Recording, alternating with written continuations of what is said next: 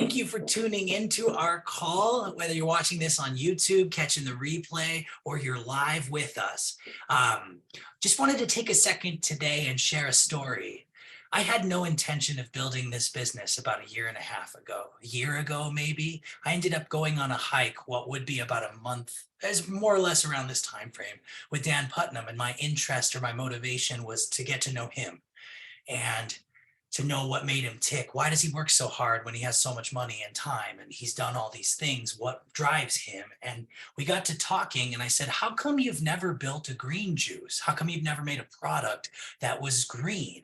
And then I shared with him my story of how at one point as a single man, they told me that I had an illness and I didn't understand how my body worked and figured I'd take it back to basics. And there was this concept of alkalinity where no illness could exist in a body with the right pH.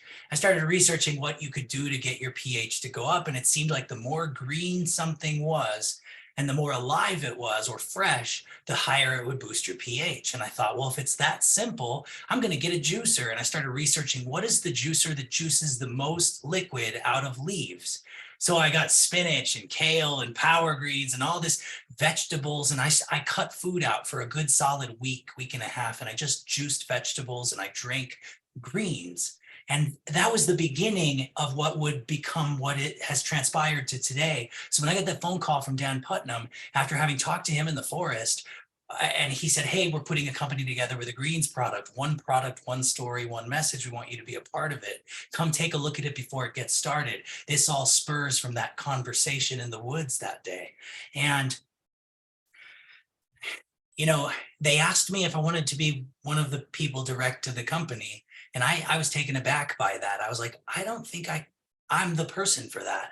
I don't know that I have, what it takes to be in that role. What they want from me and what I believe I'm capable of are two different things. And I didn't want them to have bad expectations. And so there was only one thing to do. And I hope I don't offend anyone with what I say next, but I was like, I got to get down on my knees and I got to pray. And so I'm a praying man. I'm a believing in God man. And I went to my heavenly Father, to my deity, to my higher power. I was like, God, I don't think I can do this alone.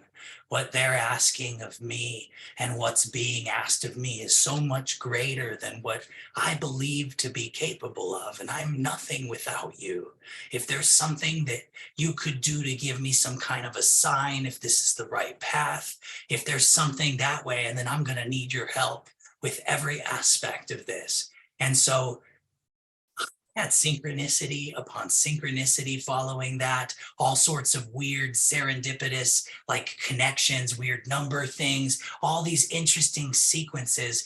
And the thing is I had a dream, a really, really, really big dream. Inflation caused everything to cost more.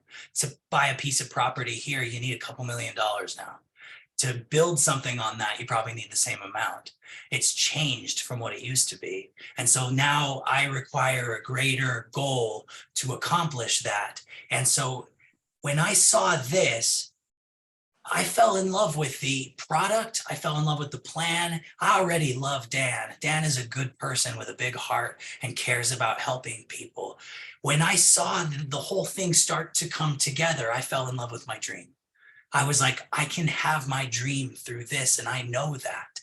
And so I had never cared what anybody else is ever doing because my dream is so durable, because I know this is where I'm supposed to be, and I know this is what's going to take me into the next phase of my life.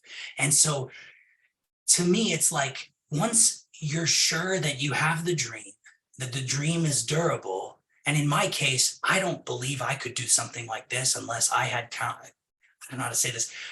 I'm dependent on God. I don't know how to say it other than to just say it.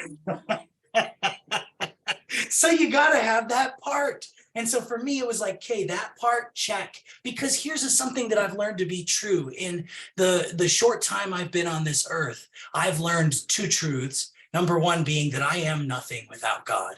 And number two, and this one's profoundly true, but it's like the how is not your job.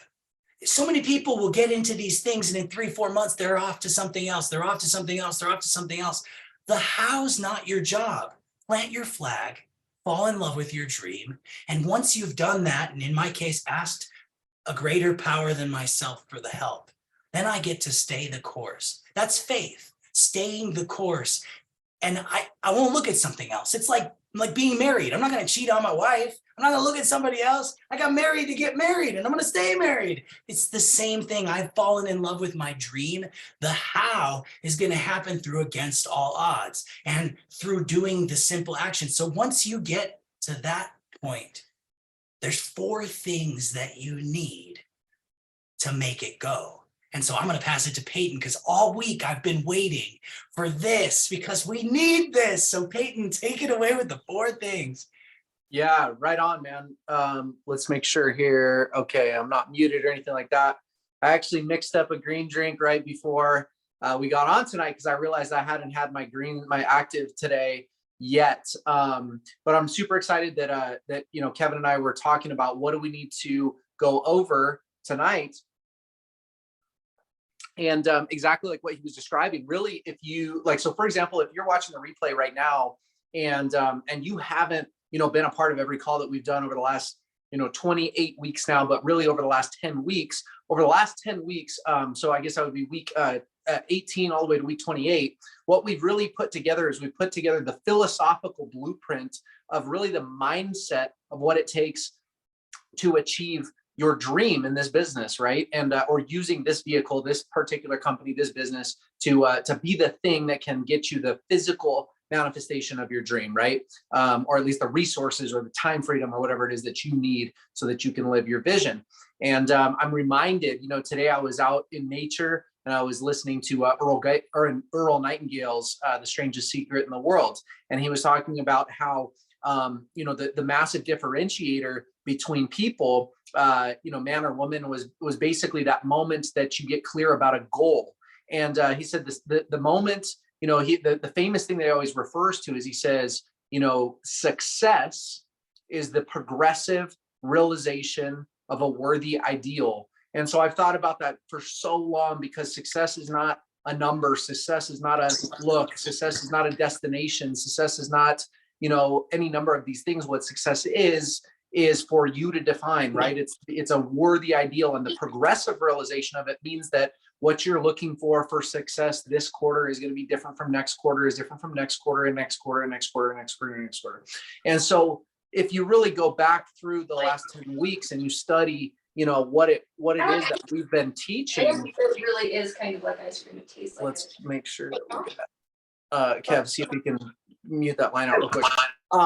So basically, as you're defining your vision, your worthy ideal, and you're moving forward in a particular direction because it's clear to you what it is that you want. Earl Nightingale teaches us that basically that already makes you a success. And if you have that goal and you're working towards a goal, whatever that is, that right there sets you apart from 19 out of 20 people. 5% of people are people that will even ever make a goal and work towards their goal. So to preface it, it's like, go back, learn all the philosophy of it. But no matter how much philosophy that we talk about, you'll always hear people talk about, falling in love with your dream, calling in a higher power, getting clear about what you want, the power of leverage, the reason that we use this business, the concept of exposures and how, 3 times 3 times 3 times 3 can multiply into this massive international business.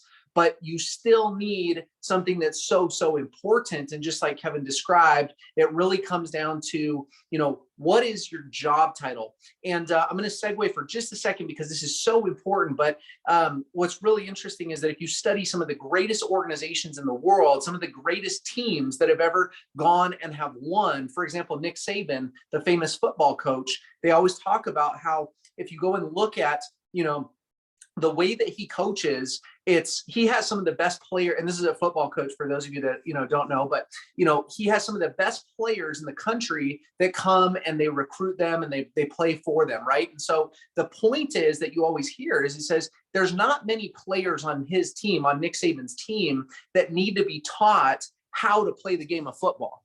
They don't need to be taught how to pass the ball. They don't need to be taught how to do whatever it is. But yet, why can he take players that are drafted to him and he can create a team that can go out and win championships over and over and over again? And other coaches who arguably have the same amount of talent are not able necessarily to produce the same level of results. And what it comes down to is, if you ever hear, the coaching from the sidelines, like if you ever hear the audio when he's actually on the lines and he's working with a team that are going through the plays, the number one thing that he's repeating all the time is he's getting in his players' faces and he's saying, do your job, do your job, do your job. And he says it to all of his different players. He says it to his quarterback, and he says it to his running back, and he says it to the offense and to the defense. He's in their face saying, do your job.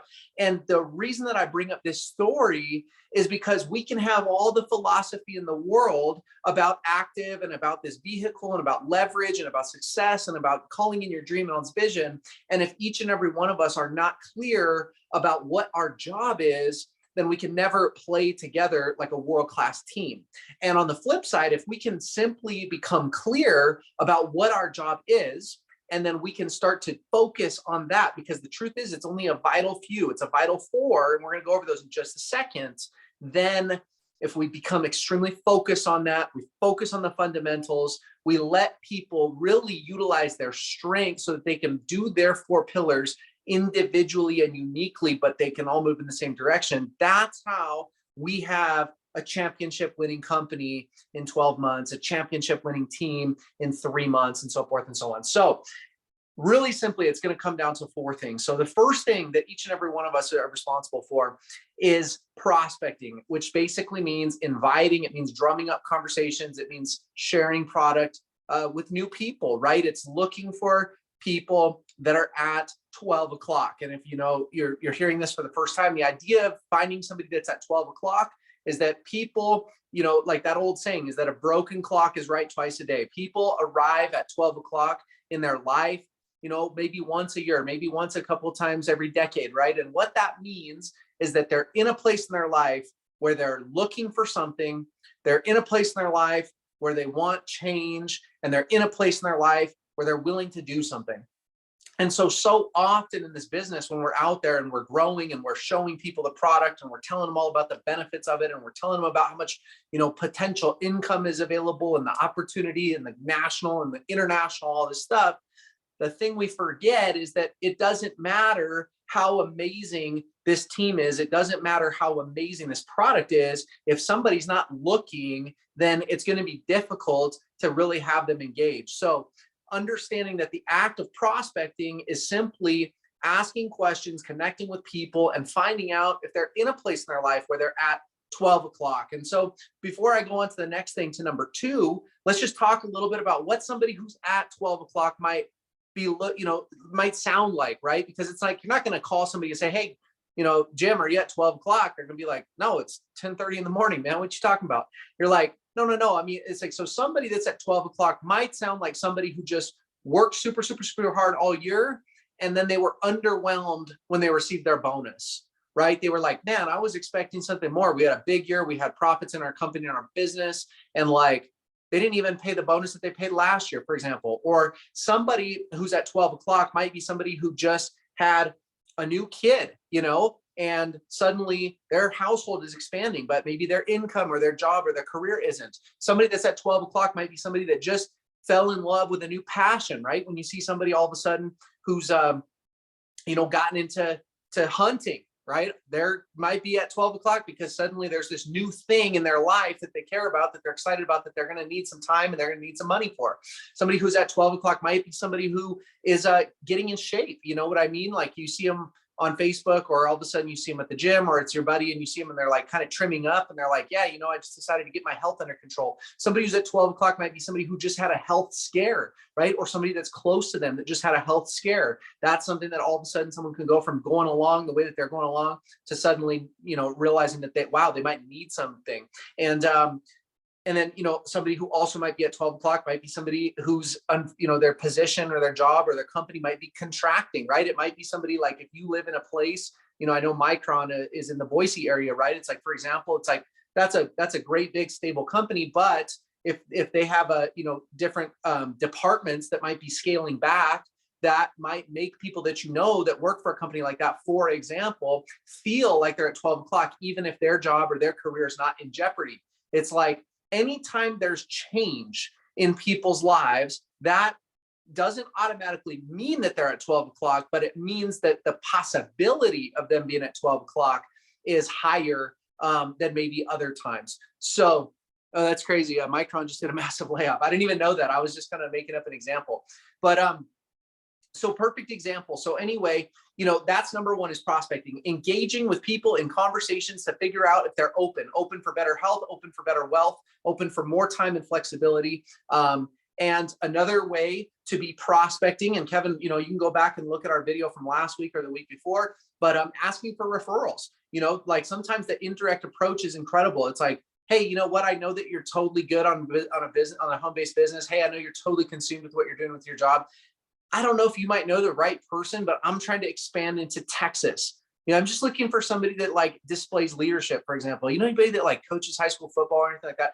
Asking for referrals is always something. Hey, I know that you're probably like really dialed in on your regimen with supplements and everything like that. But anybody that like they know they need to get in better health, but it's like trying to learn all this stuff's confusing. And if they just had like one simple thing that was affordable, like they might take it. Hey, we're just trying to grow this company, looking for the right couple of people to help me grow it. And the more that you do that every single day, the more that you're going to start to become a natural. You're going to start to ooze that confidence. You're going to start to just roll these things off your tongue, like in passing. And that's the act of prospecting. So number one is making the decision to prospect. Number two is now sharing that third-party tool. So if you go back to last week's presentation, we talked all about the game of telephone. And just to recap on that, the game of telephone is basically everybody sits in a circle. One person whispers into the next person's ear a story. They continue repeating it person to person, to person, to person, to person, to person. And by the time it gets all the way back around, the story is nothing like the story that you started, right? And so we don't want to play the game of telephone in active. We cannot grow the type of business that we want to grow if we're playing the game of telephone. So the way that we avoid the game of telephone is that we are simply inviting people to look at the message. We are not trying to be the message. And so that message coming hopefully this week, if not within 10 days or shorter, is we're going to have the videos that Kevin and I, both in Spanish and in English, have put together. That it's a very simple 3-minute or less just series of questions and demonstrations of what we have here with Active and what we're doing growing the company. So that's number two, is sharing a simple tool. Number one, prospecting, starting conversations. Number two is sharing a simple tool. Number three now is taking the people that have looked at some information and next stepping them. So what's the next step? The easiest way to move somebody through the process is to always invite to the next step. So basically, if I talk to somebody and I just say, hey, you know what? I'm looking for a couple people to grow this brand. We've been working on it for the last 6 months. It's this phenomenal product from Central Utah. It's like nothing you've ever seen before. I don't know if it's for you, but I'd love to put some in front of you and just see what you think.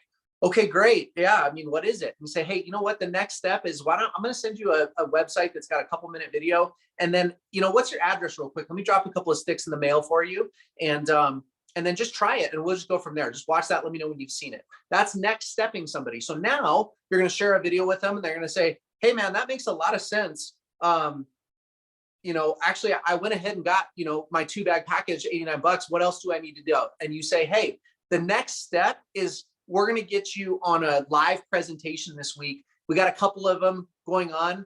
I don't know the exact times, but I do know that the next one coming up is today at 10. Hey, let me send you a quick link. Just be a fly on the wall, even if you're in the middle of something.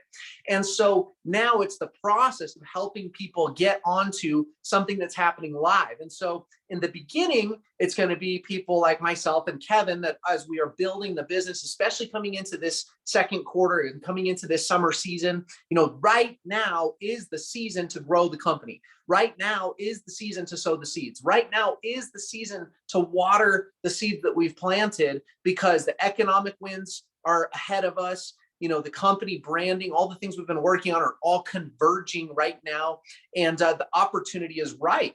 So you're going to be next stepping. So we're going to be doing these presentations. And then what we want to see happen is not only do we want to go step 1, step 2, step 3. Now people are watching our live presentation so they can hear from us in real time more than just a 3-minute video.